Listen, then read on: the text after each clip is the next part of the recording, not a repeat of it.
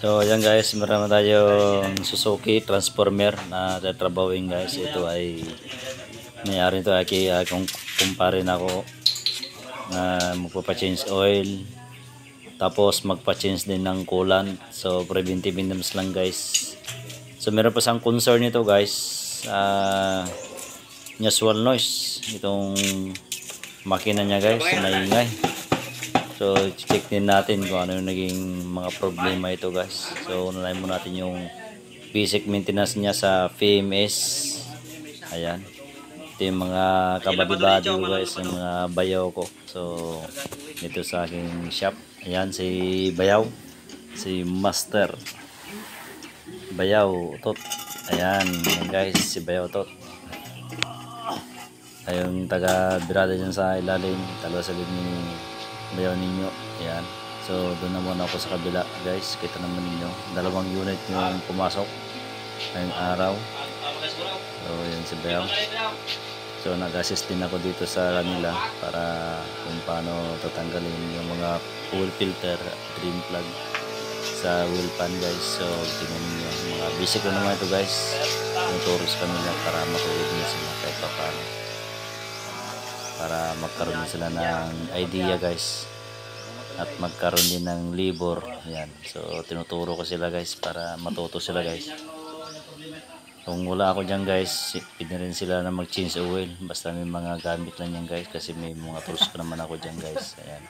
So yan guys, nailagay na yan guys. So basic lang naman yan guys, pang bilisan na yan guys. Yan. Pati yung drain plug nya, okay na yan guys. Ayan, so kaya guys, 3 liters lang ang gagamitin yung sigaw. Ilagay na ng engine oil.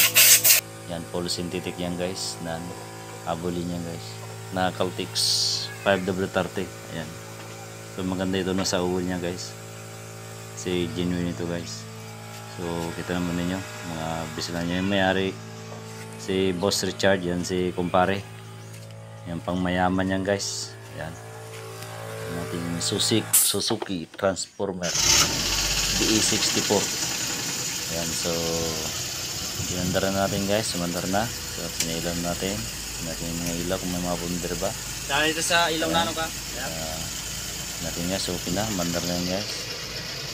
Ayan guys, meron ko naririnig na hindi maganda guys yan, sa visual news nya.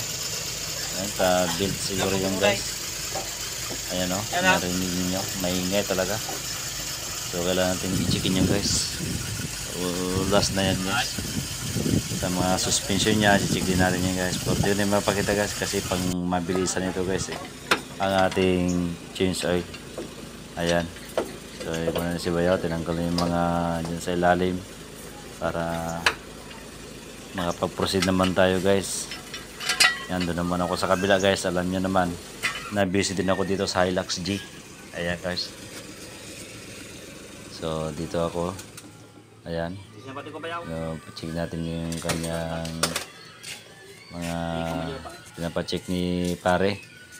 Ayan. So tingnan natin yan kasi papalitan pa namin ng coolant yan guys. Hindi masyadong kayo may pakita ito guys. So mga basic lang naman yan guys.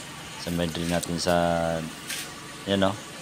So kasi yung linagay niyan guys, mga tubig. So pinalitan namin ng coolant niyan guys. Ayan, napalitan na ngayon guys. So basic lang guys kung paano magpalit. Yan si pare o. Ito yung guys pala. So ito yung isa ng problema niya na usual noise ang ating engine. Ayan guys o. Kita naman ninyo, tanggal na yung kanyang fly na hati. Ayan, natanggal. So yan po isa po mga cause na usual noise. Ayan o. So bumili kami ng replacement, ayan, ng micro. So bihira lang kasi yung adjuster niya ito guys sa ating belt. Ayan. So ganyan talaga yung adjuster belt niya guys. May bearing kasi yan guys. So tingnan naman ninyo. So basic naman yan guys. Sa ilalim.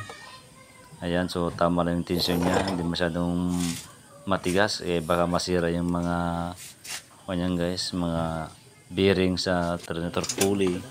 Ayan. So tama-tama lang yan guys ang ating maglalagay. So yan guys, higpitan ko na yung mga alternator niya guys. May bit na nakawan, okay. Ayan, so try natin yan. Mandar na guys. Ayan, wala na yung kanyang kita. Okay. So, jump na yan guys. So huwag yung kalimutan mag-subscribe sa